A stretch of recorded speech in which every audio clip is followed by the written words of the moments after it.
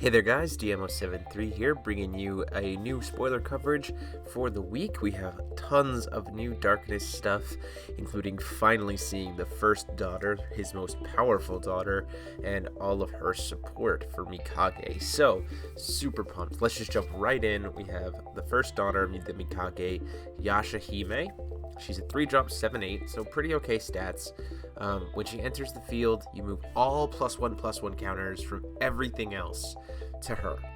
So anything on both sides of the field that has +1/+1 counters, all of them get sucked onto her when she comes into play. And then for 1 black, you can remove a +1/+1 counter from her to put 2 +1/+1 counters on a different vampire. So she becomes really big, and then she can kind of convert counters into even more counters, which is crazy. And this does say target vampires, so it's not vampire resonators, it's any vampire you have. I think this card is crazy. I think this is awesome for vampires, an awesome support card. It's a really strong 3-drop. Now we have a 1-drop sister, a 2-drop sister, a 3-drop sister. I'm really excited to rebuild vampires with this for sure. Moving on to some of her kinds of cards that come with her, we have Kumomaru.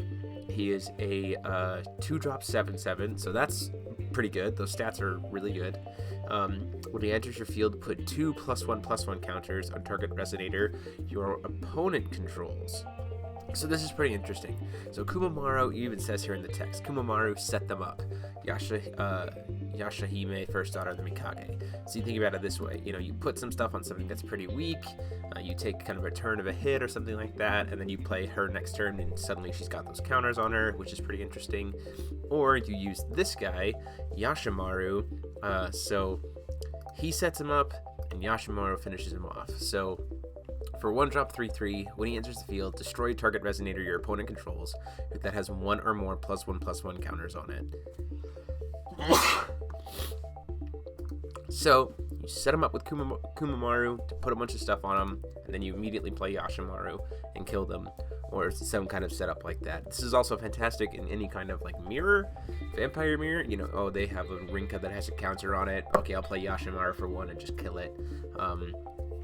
Super strong, I really like it. These kind of hard destruction effects. And then Dimension Dragon Nidhogg is a 6-drop 12 Apostle Dragon with flying. When he enters the field, so this effect is pretty interesting. When this card enters your field, remove all resonators your opponent controls with the lowest total cost among resonators your opponent controls from the game. So this is kind of like a Darkness board wipe that gets you a creature. So you play it, and the lowest cost your opponent controls is 2 drops, but they have 3 of them. So you're going to play this, it's going to resolve, and then all of those 2 drops suddenly get removed from the game. That could be potentially really, really devastating. This card is especially going to be really good in sealed, I think. There's not a ton of removal, so creatures are going to stick around for a while. You can play this, make a massive hole in the board, and just swing in to finish the game off. Really, really good. New Frontiers wise, maybe a reanimate target to be able to bring him out faster, but off the cuff, not sure how strong this is going to be, but control mirrors, maybe. We already have a lot of creature hate right now in New Frontiers, so I'm not sure how important this card is. And we have Death at Midnight, which is honestly one of my favorite cards, I think, here. 2-drop, 1 black, 1 colorless, quick cast. Your opponent has to sack a creature they control, and then you put a +1/+1 counter on each J/resonator your opponent controls. So think about it this way. They end their turn, play Death at Midnight, they kill something, they get all these +1/+1 counters on everything else. Okay, that's fine. And then on my turn, for 3, I'm going to play Yashahime and take all of those +1/+1 counters back to myself, or I'm going to play Yashimaru and kill something that I put a +1/+1 counter on. All kinds of crazy stuff you can do with this. And just the fact that it doesn't target, they have to sack it. So having them have, you think about things like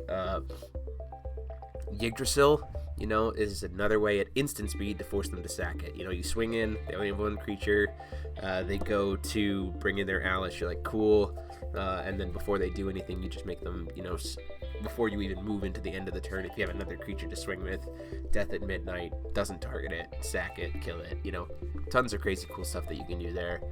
Really hyped about this card. And then last one we have I gotta pronounce his name right, Alhama Aats Black Lightning is a 2-drop Ancient Magic Chant, 2 black. It cannot be canceled, so it's unchaseable, just like Black Moonbeam. Well, no, sorry, that's not even technically true. This card can be chased, it just cannot be canceled. So if this gets cast, it will always resolve, but it does not, it's not unchaseable, which is pretty interesting. And as you can see here, I think that's Feasting.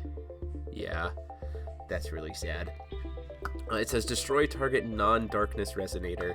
If this card was awakened, you put it back in your hand instead.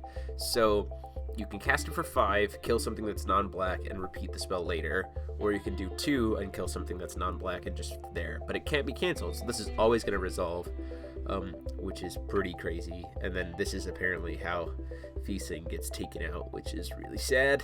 But I think this is really strong. Fantastic control card. Just being able to be like, nope, that's dead.